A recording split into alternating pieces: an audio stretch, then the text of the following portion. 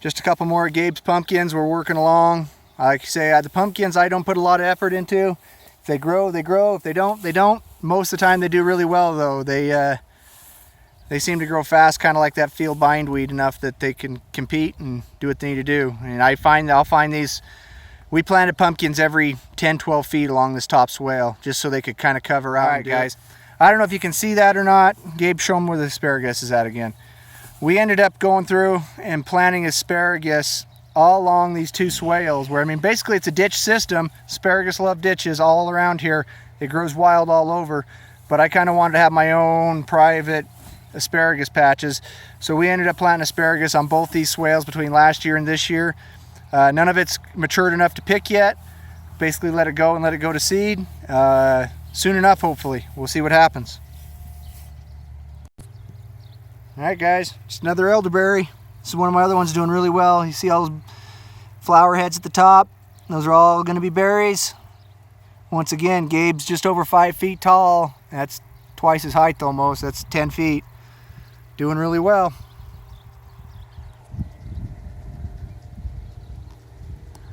All right, another seaberry plant.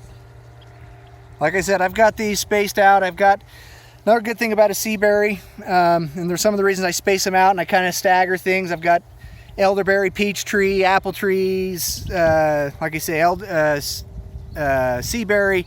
All this stuff is to kind of get a variety, and so that if some pest gets in here, it can't just run rampant. It'll stop where it runs into something it doesn't like. Another thing, the reason I've got it varied is in a bunch of seaberries. The seaberries are actually a nitrogen fixer. They will actually harvest the nitrogen and put it back out into the soil for other plants to use. So they're beneficial for more than just us. They're beneficial for the rest of the plants and stuff that grow near them. Just another reason to have them. And like I say, this one's doing really, really well. This one's all 6 feet tall too. So just a quick story about this elderberry. It should be as big as those other two I just showed you earlier. It was on track to be that big. I just got a little excited and a little aggressive with chop and drop last year. I thought I killed it. I cut it off 6 inches above the ground. And this year, it came right back up from that root crown, growing good. Just put it a year behind's all. I got to be more careful. I went through and staked everything after that to make sure I found it all, and I knew when to start being real careful when I was chopping and dropping. Nitrogen fixing cover crops. All it is a Dutch white clover. I ended up buying, I don't know, 50 pounds of Dutch white clover. Some places out here it's taken off and done really well. Other places it gets overran because it doesn't get real tall.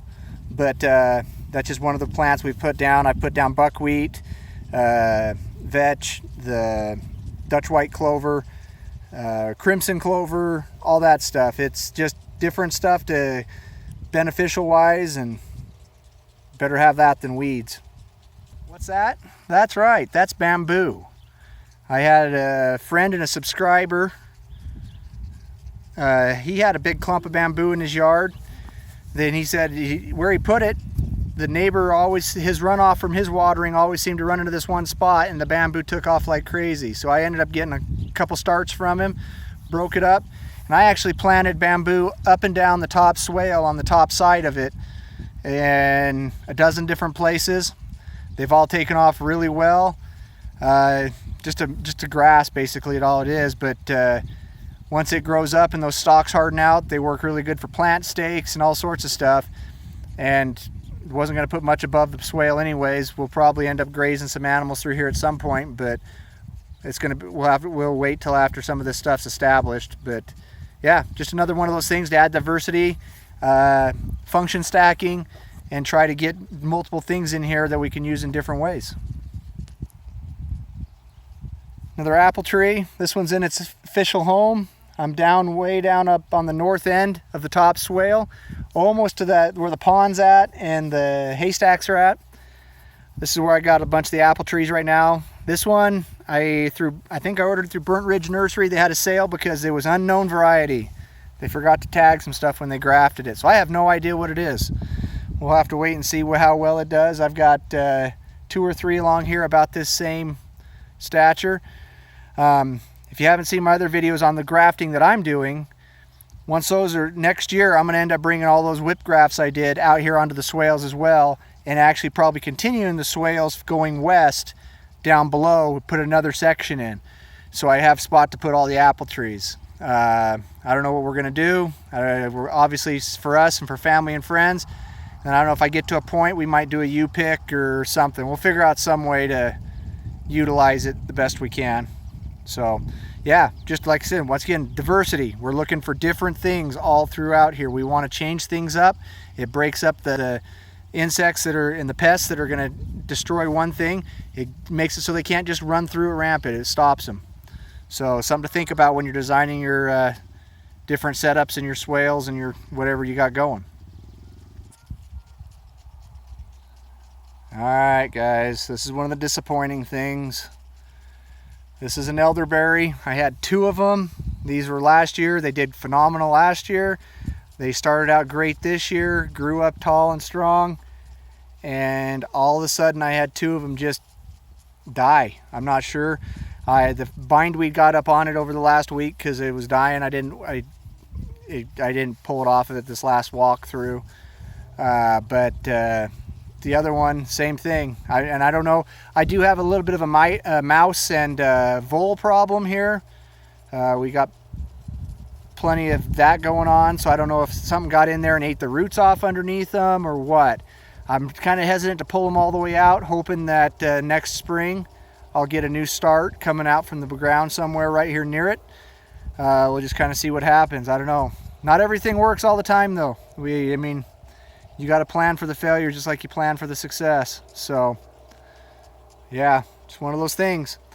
And as you can see right there behind it is the pond. I'll walk you up here a little bit. Hopefully not make you too seasick.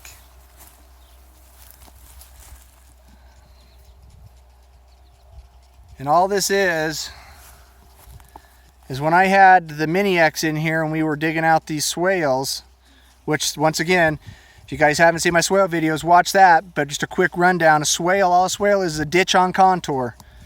It's just designed to stop, gather water, harvest it, soak it into the ground. But here on this one end, I ended up just, I was having fun and I dug a hole and mounded all the dirt out below it. And the swale runs right into the end of it, and then it overflows kind of right over there behind where that moss is growing.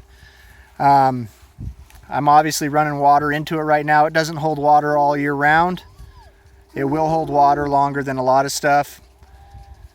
But yeah, it's a great habitat. I got frogs in there, all sorts of stuff, and most of the plants around it are doing very, very well. I got peach trees, peach tree there, little guy, you can kind of see him right there. And then elderberries, bamboo. There's a blackberry plant over there. That's the other blackberry that's just doing gangbusters, putting on lots of fruit. Yeah, pretty much everything likes it here except for that one elderberry. But yeah, just one of those little things that, like I said, this isn't the official pond. I want a big pond on the property, but this is what I've got for now, just because I was screwing around on a Mini X. So yeah, but you can kind of see, if I pan up, there's that haystack I was telling you about. So we're at the very end of the top swale. And I could walk you through the bottom swale, but it's just more of the same. I've got the same plants on the bottom swale as I do on the top swale, minus the squash versus the pumpkins. But yeah, I'll pan through it and kind of give you a look at it from this other direction, and we'll kind of close up from there. All right, so it kind of starts there, kind of just goes down through it. I don't have all my plants down on that bottom swale. They're basically all pretty young right now. I don't have anything as big and mature down there. I put all my effort into the top swale to start with, so most of the stuff on the bottom swale is new this year. The peach trees, the sea berries, the elderberries. I've got a lot of young elderberries down there. All that.